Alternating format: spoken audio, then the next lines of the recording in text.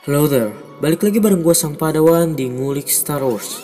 Gak, lebih tepatnya selamat datang bersama gue Sang Padawan di Bulletin Star Wars. Ya, ini adalah sesi baru dari Sang Padawan. Nantinya Bulletin Star Wars ini bakal merecap berbagai berita atau update-update Star Wars yang ada setiap minggunya.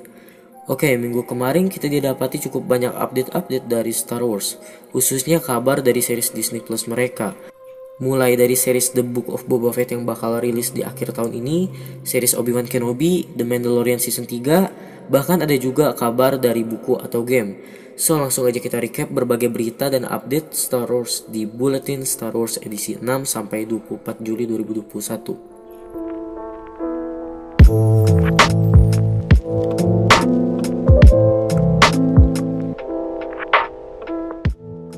Director Robert Rodriguez menggambarkan series The Book of Boba Fett sebagai all killer no filler. Jadi kelihatannya series ini nanti bakal penuh dengan action dan tanpa banyak filler. Rodriguez juga mengatakan kalau seriesnya akan lebih berpasir dibanding The Mandalorian. Jelas sih di post credit season 2 The Mandalorian aja kita dilihatin sama Boba yang mengambil alih istana Jabba. Jadi pastinya bakal banyak berlatar di Tatooine dibanding The Mandalorian. Setelah sebelumnya kita hanya diberi satu episode dari series dokumenter Disney Gallery The Mandalorian The Making of Season 2, akhirnya Lucasfilm mengumumkan episode yang akan menampilkan behind the scenes dari final episode Mando Season 2, di mana di episode pertamanya kita tidak pernah diperlihatkan dengan pembuatan final episode Season 2. Khususnya kita gak pernah lihat gimana cara mereka dalam membuat adegan sequence Luke Skywalker serta CGI dan Mark Hamill yang mengisi suaranya. Episode The Making of Season 2 finale ini akan dirilis 25 Agustus tahun ini. Sebelumnya ada rumor kalau Luke Skywalker versi kecil bakal muncul di series Obi-Wan Kenobi. Nah sekarang giliran kembarannya, yap, Leia Organa. Dilansir dari Cinelinks, kabarnya aktris muda Vivian Leigh Blair yang dikenal lewat Bird Box dan Weekend Be Heroes telah di-cast sebagai Princess Leia kecil di seriesnya. Kalau benar Leia bakal muncul, kemungkinan besar Leia juga akan jadi karakter penting di seriesnya di samping Darth Vader dan Inquisitor. Nah, ngomongin Inquisitor, masih berasal dari source yang sama, kabarnya juga aktor Sung Kang yang sebelumnya sudah secara resmi diumumkan ikut bermain di seriesnya akan bermain sebagai Inquisitor Fifth Brother. Selain itu dalam wawancaranya bersama Rotten Tomatoes, Sung Kang sempat mention salah satu dari Jedi beraksi dalam seriesnya. Nah, apa artinya ada lebih dari satu Jedi yang muncul di seriesnya? Kalau bukan Inquisitor, apa mungkin salah satu Jedi yang survive dari Order 66? Kalau benar, siapa Jedi itu menurut kalian? Director Kenji Kamayama dari Production IG mengungkapkan bahwa episode series Visions garapan yang berjudul The Ninth Jedi akan menjawab pertanyaan apakah galaksi menjadi tentram dan damai setelah film The Rise of Skywalker. So, berarti episode The Ninth Jedi ini nantinya bakal berlatar setelah The Rise of Skywalker. Sampai saat ini Disney dan Lucasfilm belum pernah mengumumkan apakah mereka akan melanjutkan storyline Star Wars setelah The Rise of Skywalker. Nah, ini bisa jadi kabar bagus buat yang berharap sama lanjutan sequel. Tapi sejauh yang diketahui, series Visions ini tidak memaksakan para kreatornya untuk membuat cerita menjadi terhubung ke kontinuitas timeline canon. Menurut gue sih kemungkinan ini cuma jadi referensi aja, gak benar-benar masuk ke canon. Jadi pada akhirnya Visions ini stand alone. Akhirnya kabar yang menenangkan bagi para fans The Mandalorian. Dilansir dari American Cinematographer, The Mandalorian Season 3 resmi telah memasuki tahap produksi. Selain itu, ada yang membuat kita hype lagi setelah kabar ini. Dalam rangka merayakan event San Diego Comic Con at Home 2021, situs Trends International merilis 2 poster berlisensi resmi dari Star Wars. Poster pertama karya Russell Walks menampilkan Master Luke Skywalker dan Grogu yang sedang dalam pelatihan Grogu, di mana salah satu step utama bagi Jedi adalah membuat lightsaber.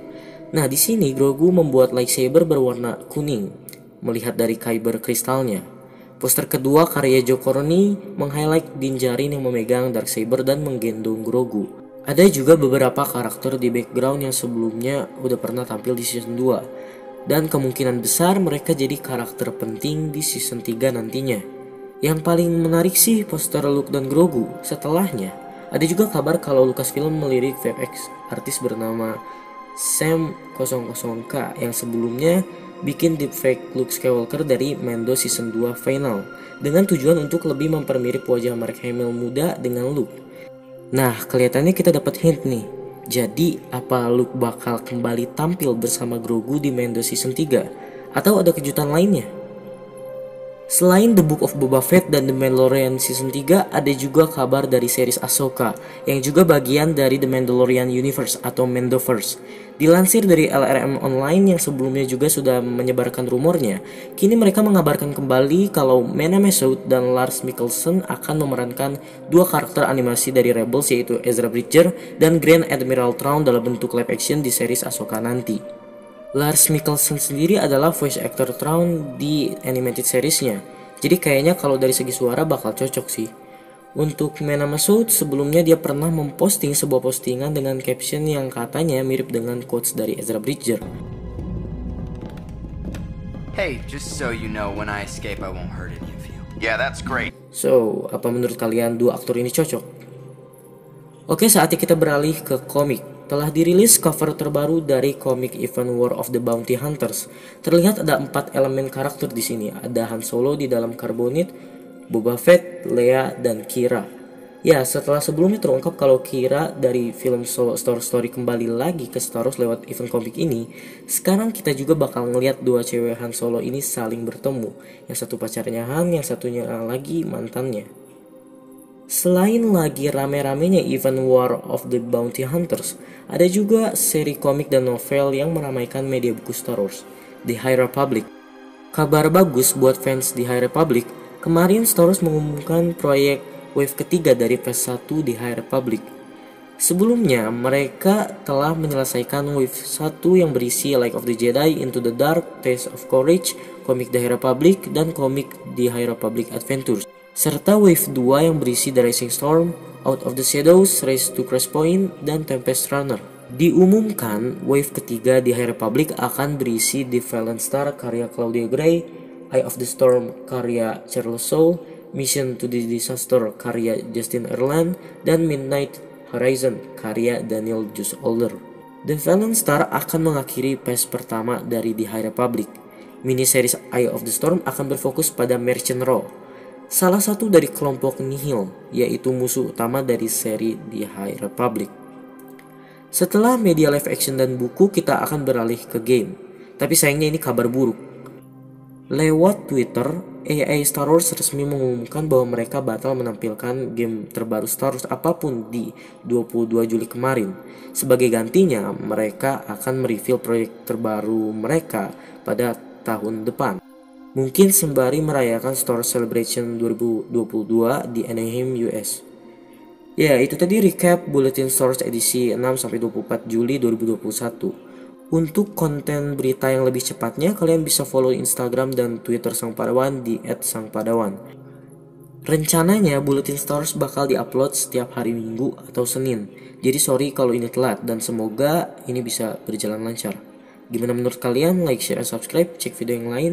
Follow juga Sang Padawan di media-media yang lainnya. And may the force be with you always.